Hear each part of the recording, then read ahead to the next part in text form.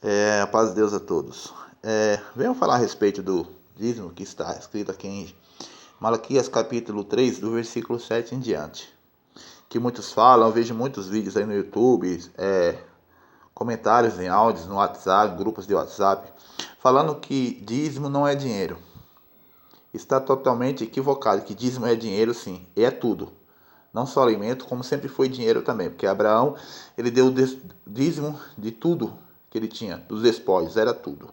Não só comida, como animais, e também deu de dinheiro, ouro e prata.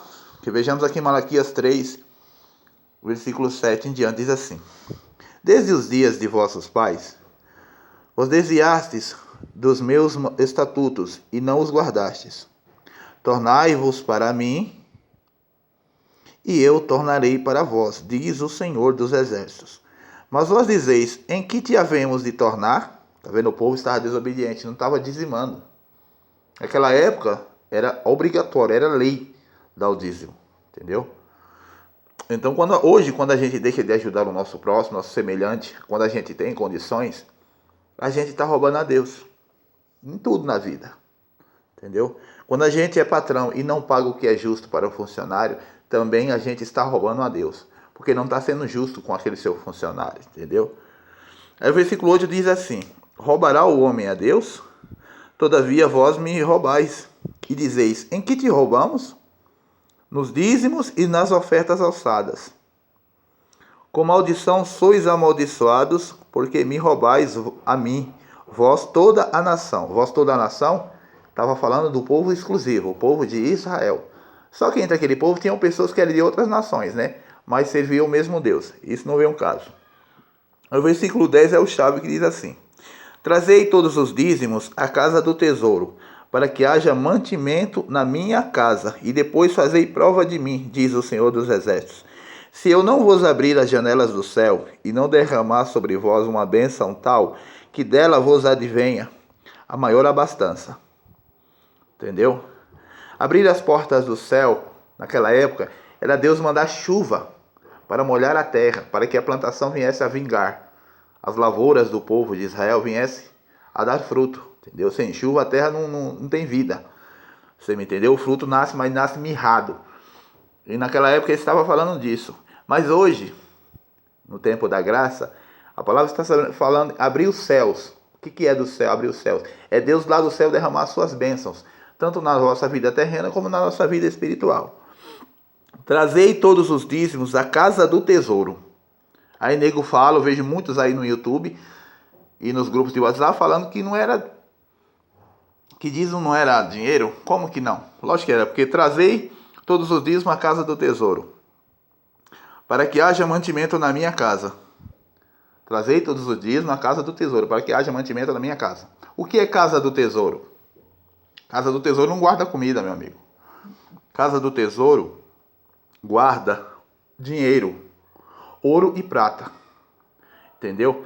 Lá em Daniel, capítulo 1, a palavra fala que Nabucodonosor sitiou Jerusalém e tomou todos os vasos da casa do tesouro de Jerusalém, do templo, né?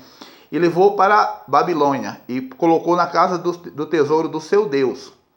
Ou seja, os vasos antigamente lá de Israel eram ouro e prata e barro. Era algo precioso. Eram objetos preciosos. Então era dinheiro, meu amigo. Esse negócio de nego falar que dízimo não era dinheiro é mentira, é bobagem. É só ler aqui, ó. Trazei o dízimo à casa do tesouro, para que haja mantimento na minha casa. Ou seja, sem dinheiro você não compra o alimento. Você não vai no supermercado sem dinheiro. Porque você sabe, se você for sem dinheiro, você não vai trazer nada. Então, para ter o alimento na tua casa, tu tem que ter dinheiro. Assim é dentro das igrejas. As igrejas não conseguem pagar uma conta de luz, um telefone, manter ela se não tiver dinheiro. Entendeu? Só que hoje é o seguinte: a maioria das igrejas pentecostais, infelizmente, ensinam errado. Coloca isso como obrigatório para o homem e a mulher de Deus seguir. Né? Os interesseiros, lógico. Quando o mês está fraco de dízimo, aí eles usam essa passagem de Malaquias para amedrontar o povo. Então o povo dá por medo. Porque não tem conhecimento, entendimento, dá por medo. E aquela oferta Deus não aceita. Por que Deus não aceita?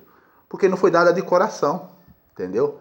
Foi por obrigatoriedade, que hoje nem os judeus são obrigados a dar dízimo. Por isso que o apóstolo Paulo, em nenhuma das suas cartas, ele pregou dízimo. Pregou para o povo dar o dízimo, mas ele instituiu, pela guia do Espírito Santo, as coletas. E ele fala lá em 2 Coríntios, capítulo 9, em diante, do 6 em diante, né, que ele fala que cada um contribua com o que propôs no seu coração, ou seja, oferta voluntária. Tem algumas igrejas que pregam isso, essa doutrina de dízimo, mas não obrigando, não obrigatório, mas sim como uma oferta voluntária. É quando você dá, quando pode, quando tem. Entendeu? Porque muitos aí eu vejo falando, né? Vou citar nomes, né? Que ficam dizendo que se a pessoa não der o dízimo, ela não será salva. Não tem nada a ver, a salvação, ela vem de Cristo. Cristo não pediu dinheiro para dar a salvação, para morrer por cada um de nós.